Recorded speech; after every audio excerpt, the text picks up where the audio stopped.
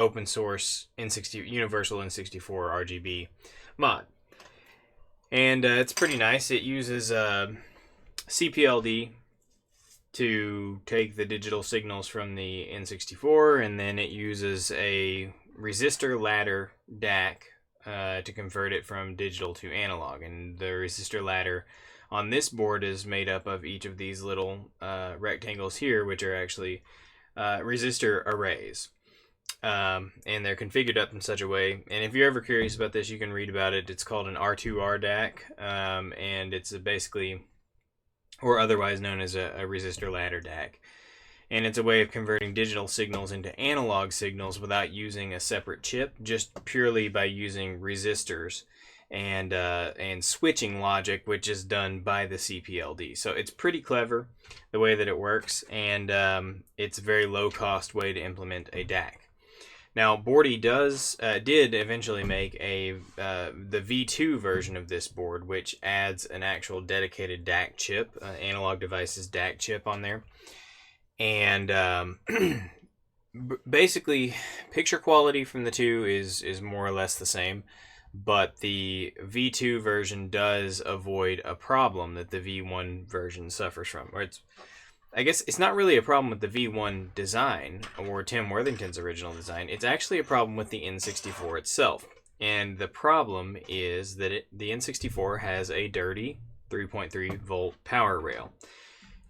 And what I mean by that is that high frequency noise from other parts of the system, specifically the audio and the controller inputs, work their way into the 3.3 volt line of the N64 in such a way that on this V1 design with its resistor ladder DAC and on Tim Worthington's boards, that noise ends up in the video because this entire mod board runs on the 3.3 volt line of the N64. So all that dirty noise that's on the power supply for the 3.3 volt line gets into the video signal as high frequency noise, which produces kind of a flickery effect to really bright scenes in video. And I'll actually demonstrate that for you right now.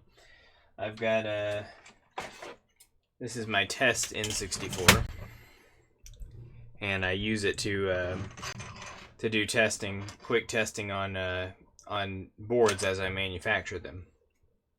And so I've got just a standard RGB mod, N64RGBv1, hooked up here, and I'm gonna fire it up. And the example I'm gonna show here is Star Wars Rogue Squadron, and on the opening screen, it's got a really good solid bright, solid white kind of screen to look at that really shows that noise. So let's go ahead and switch over to the game capture.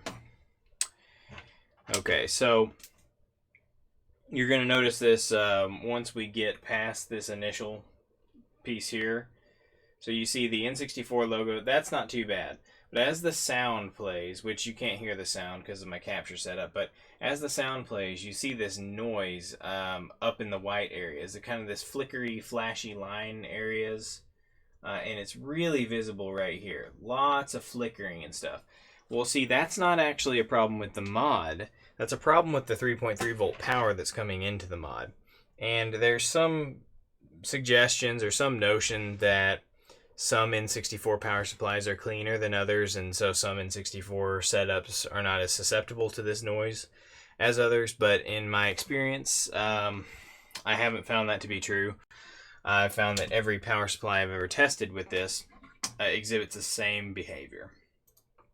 So, you know, you may run into just like a unicorn power supply that doesn't have this noise issue, but it seems to be actually inherent to the design of the N64 itself, and how some of the high frequency signals just kind of bleed into the 3.3 volt line.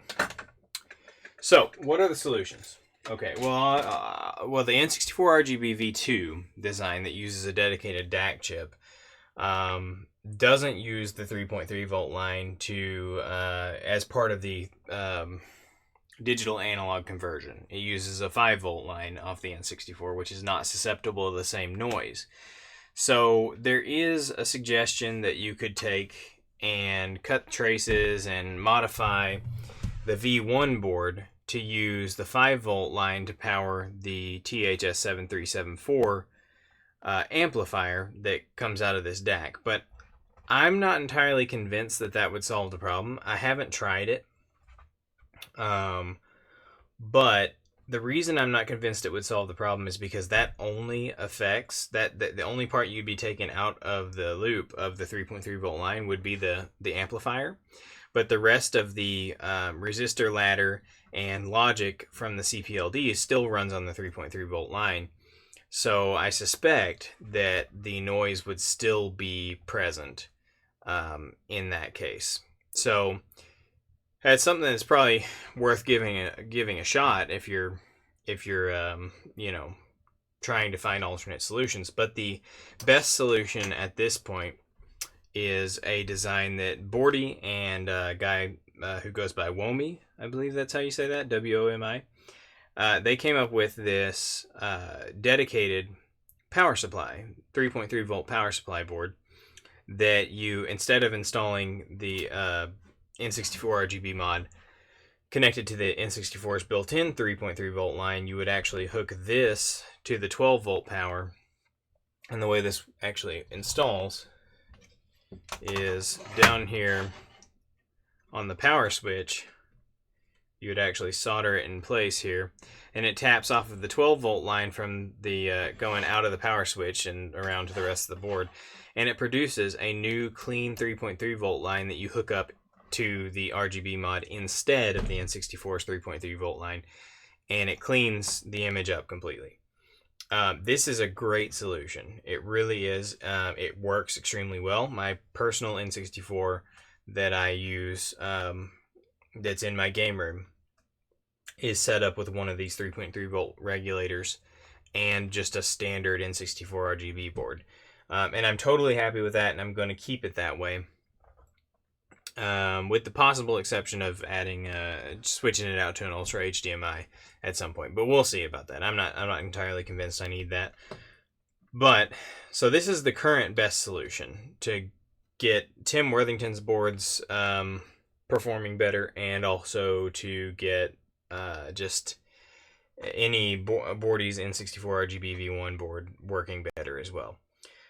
So this is fine. You can add the secondary board, you can run a new line for 3.3 volt power, and it's a good solution. But if you don't have an existing mod already, and you're planning on having one installed, I don't think anybody mass produces the N64 RGBv2 right now, and I obviously produce the V1 for installation. And that's simply just because the N64 RGBv1 is more cost effective. It scales more cost effectively, essentially, and basically all that means for me is just that essentially I try to buy components in quantities of 100, like to build 100 units or more. And once you scale up to hundreds of individual components, like each of these resistor ladders on an N64 RGB, you know, there's 6 of each type of these resistor arrays.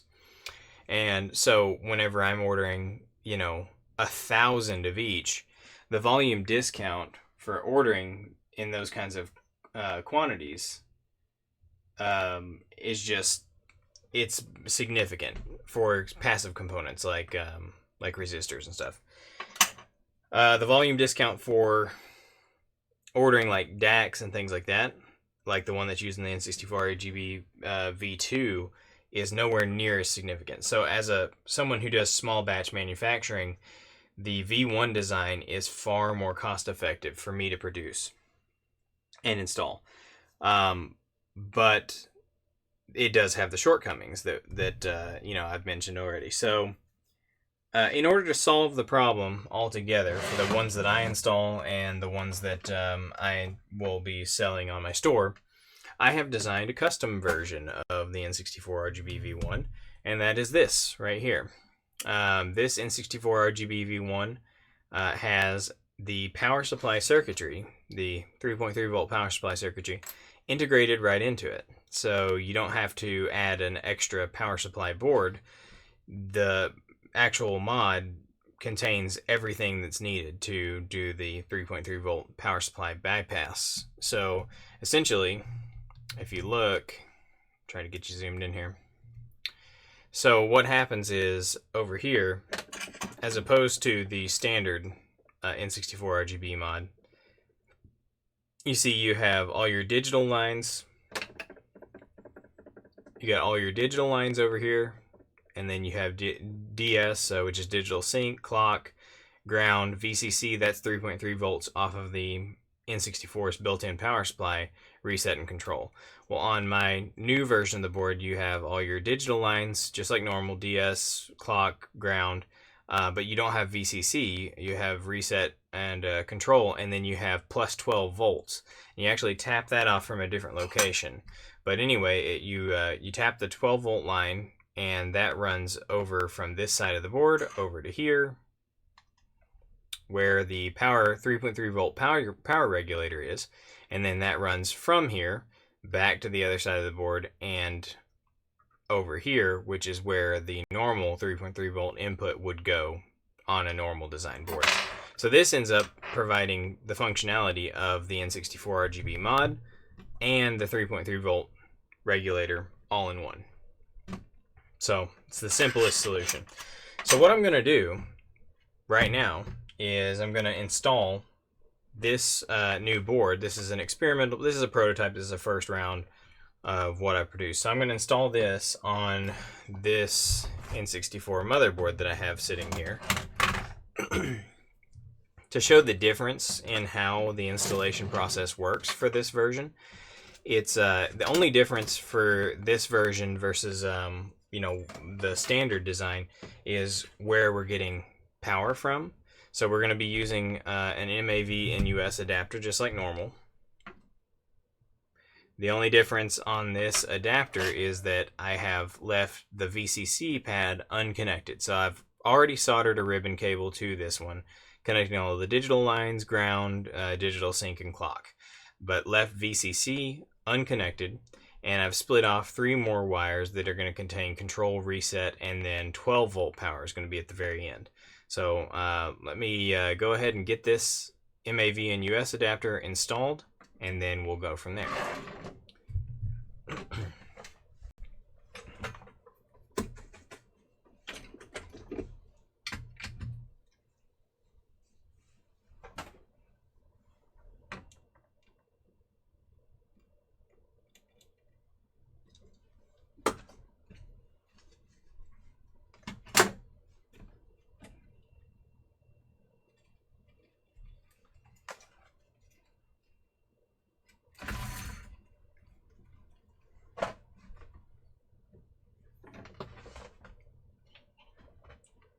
Go ahead and get some fresh solder and kind of on these legs here. Makes life easier.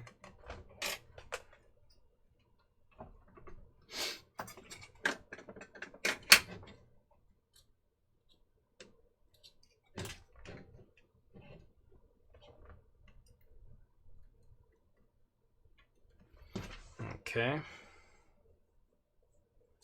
Oh, you know what? I just remembered. I actually haven't installed one of these in a few. So I'm going to go ahead and solder the other end of this cable because I've already cut it to length and tinned it and everything. So I'm going to go ahead and solder it to the N64RGB mod board here to make my life a little bit easier. Alright, so the only difference on this end is that there is a, you have all your same digital lines you normally have.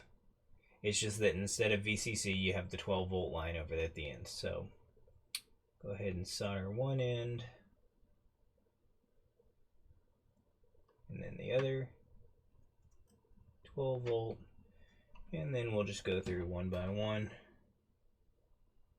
and solder the remaining pins. So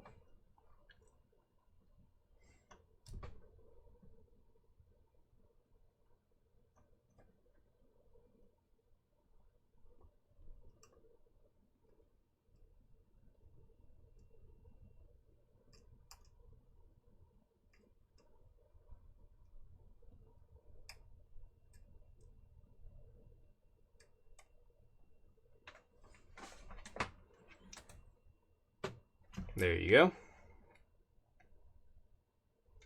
So that's all done.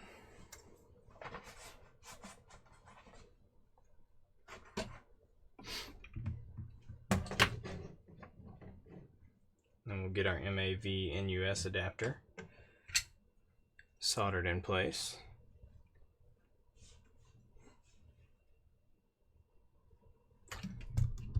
Readjust that camera a little bit. Okay.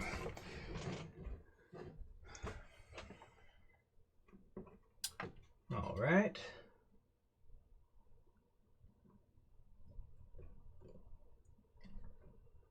This is a new MAV-NUS adapter design. It's kind of funny.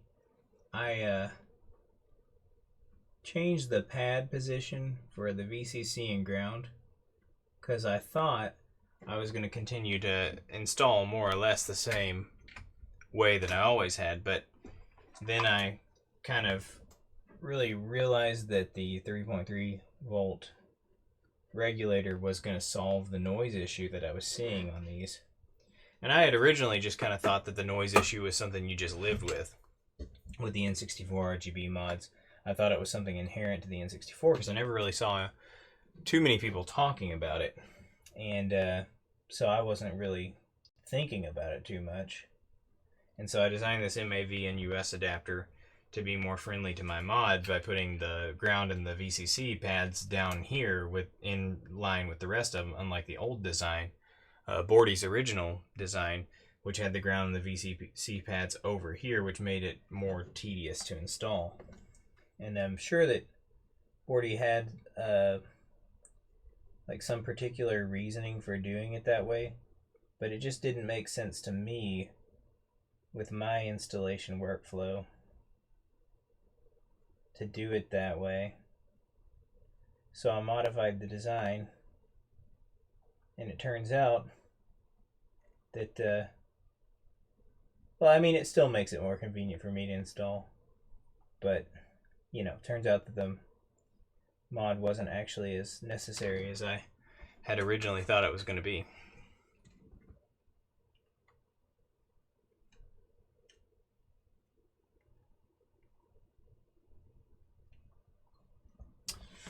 Okay. Double check under the microscope here.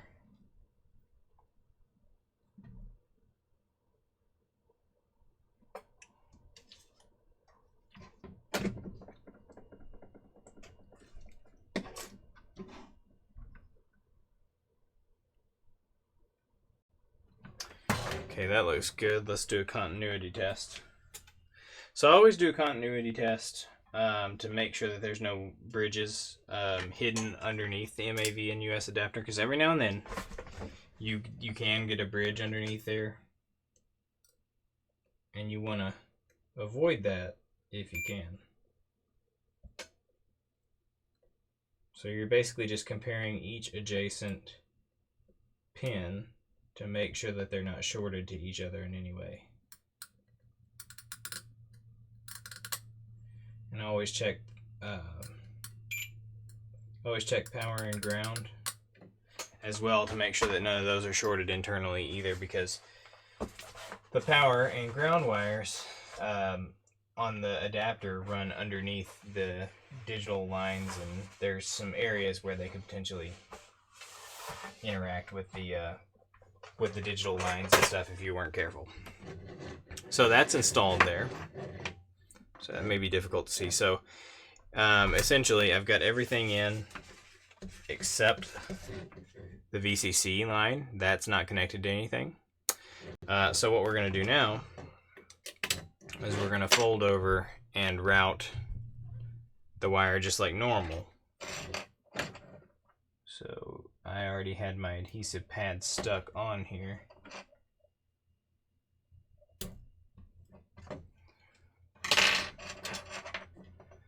Okay.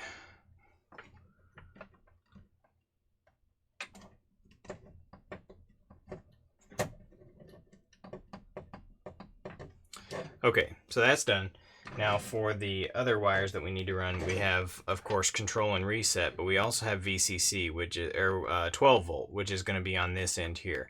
And here's what we're going to do. We're going to peel 12 volt up all the way to here. And you see this point right here where it says 12 volt, and you got this little leg here, and you've got some vias right here. Well, that's where we're going to solder the 12 volt line. We're going to solder it straight into one of those vias. So let's go ahead and trim that down and strip it back. So that will be perfect right there. Go ahead and strip that real quick.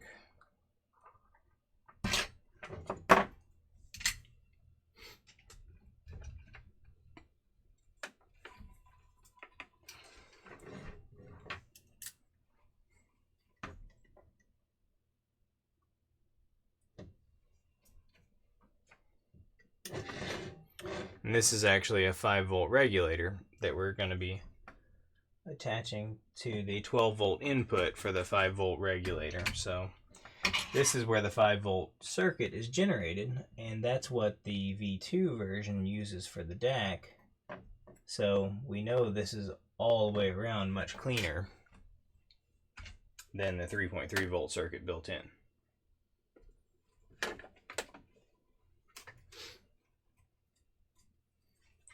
Go ahead and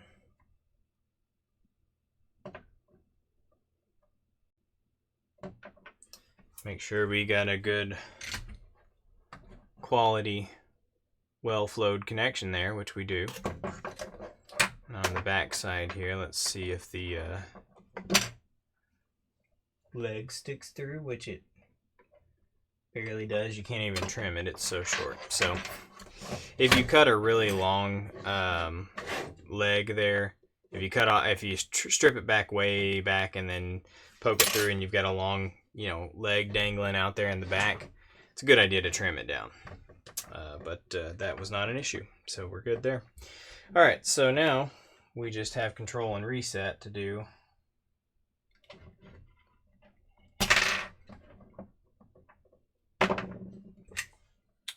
Which is done just absolutely the same as normal. So this is a NUS CPU 08, and on this version of the motherboard, control goes to this via right here, and then as on all motherboards, reset goes to pin 27.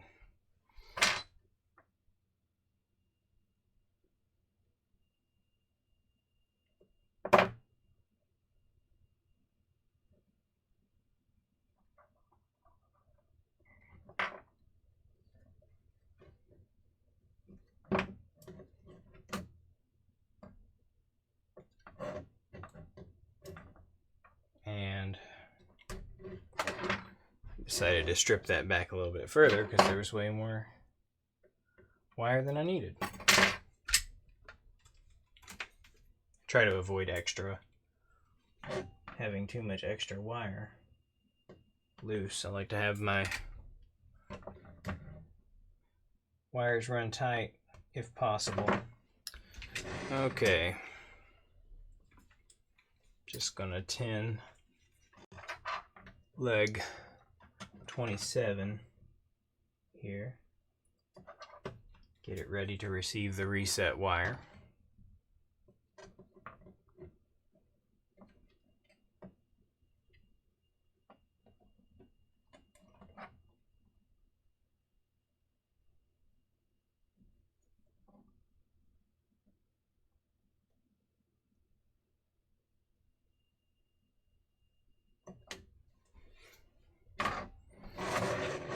Okay.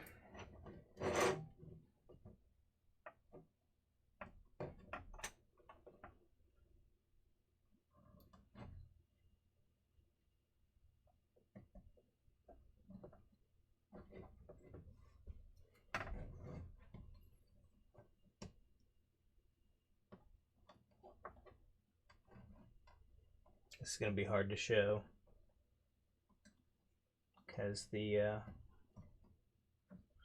wires actually cut pretty tight on this one, which is kind of odd because I think I normally cut these all the same length, but I don't know. For some reason it's seeming to be more difficult on this one, but here we go. Just add a little bit of extra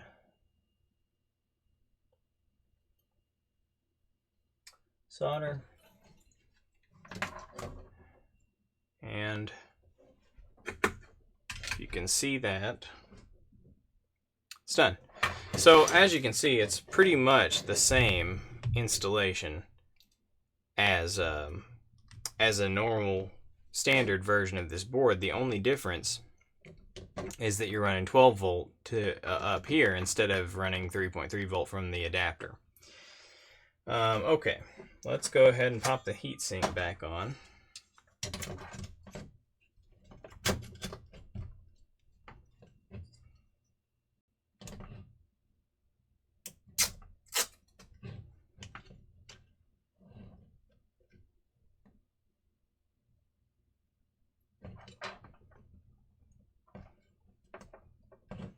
Okay, so there's that. Now we just got to add the AV portion, which is the easy part.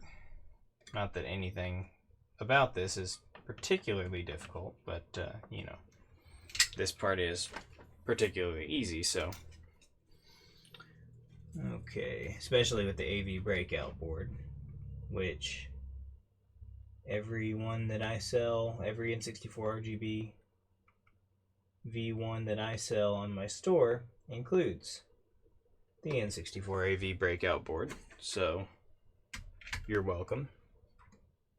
That's a value add right there.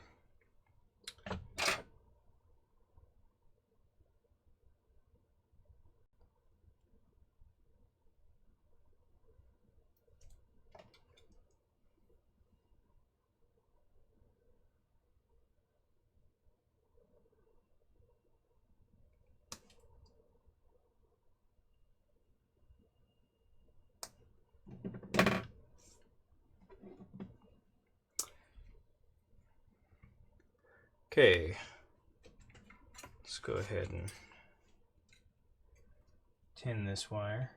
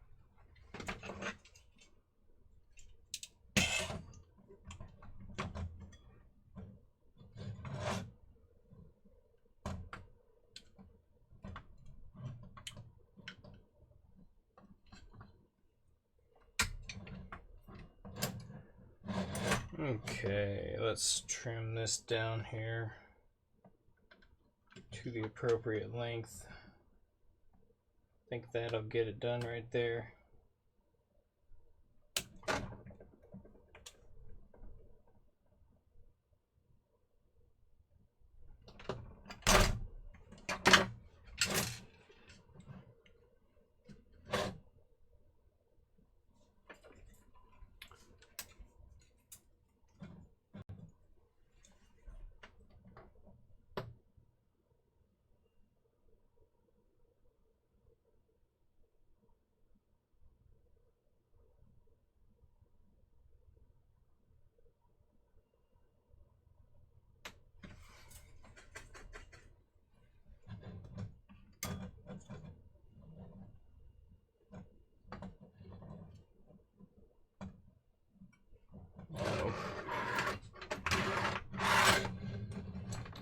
cut it pretty tight on this new board. It's a tighter fit for the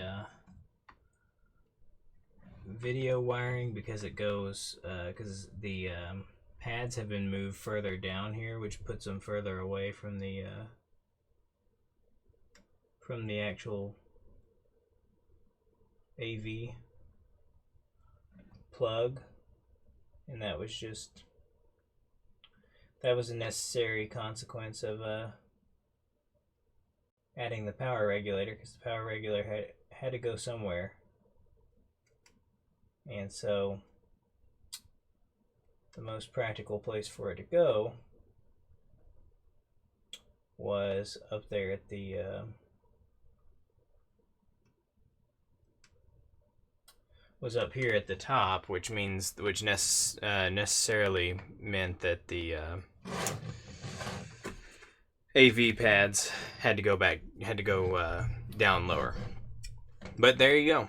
That's the installation. So let's go ahead and fire it up and make sure that it works.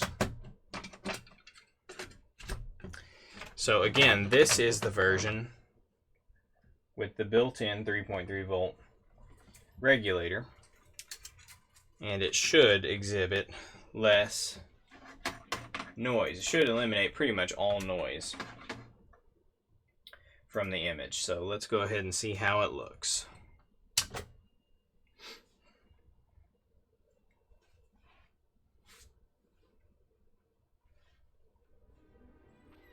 Okay, so you'll notice that it does not have the same kind of flickery noise patterns running throughout the entire screen on all the white areas, especially as the music picks up here, and at this very solid white screen, none of that flickering noise that you saw on the other N64. And I still have that one set up, so let's go ahead and do a refresher on it so you can see it again, see what it looks like without the 3.3 volt regulator.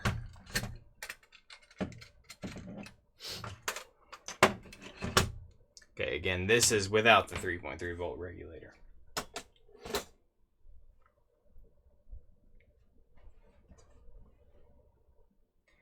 And you can immediately see all of the noise in the white areas, and it's especially bad. And the thing is, this doesn't just affect white screens.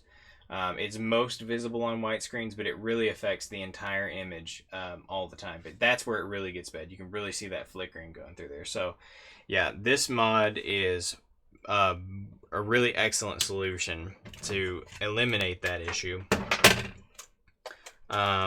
And, you know, you have two options to do it. You know, I've got the integrated board, which I'm going to... I still have stock of the original, of the standard RGB board, so that will still be for sale in my store for a while. But I also have the separate power regulator boards that you can install as well. So I'll probably do some sort of bundle deal with the power regulator boards while I'm selling down the stock of my original N64RGB boards. And... you know, then it'll just, the standard one will just be this one with the integrated 3.3 volt regulator, which is really superior. And the thing is, like, compared to the V2, in terms of image quality, you're going to get the same image performance with the 3.3 volt regulator fix out of this V1 board that you would get out of the V2. The only improvements of the V2 that are, like, visible, noticeable, are the noise improvements, which the 3.3 volt regulator takes care of anyway. Otherwise, there's really no advantage to the N64RGBv2. Now, the N64 Advanced, that's a totally different story. I would like to be able to do those, to install them and everything, but from a cost perspective, just because of the sheer cost of the parts and everything, it's just, I don't see it being practical. It's really close to the territory, like the sale price would have to be really close to the territory of the Ultra HDMI, at which point I can't imagine anybody would really be inclined to make that kind of investment. I could be wrong, and if somebody desperately wants one, I guess I could be persuaded to do it, but I don't see it at this point. But anyway, so this version of the board will likely be on sale soon. I don't know exactly when I'm going to get it to the point where I wanted to sell off most of my stock of the standard boards. I may start offering this as a separate option at a slightly higher cost to compensate for the extra components, and then you can kind of choose which version you want to install or which one you want me to install for you. But that's pretty much it. So I hope you enjoyed the video, and join us next time. I'm sure we'll have something else interesting very soon. Later.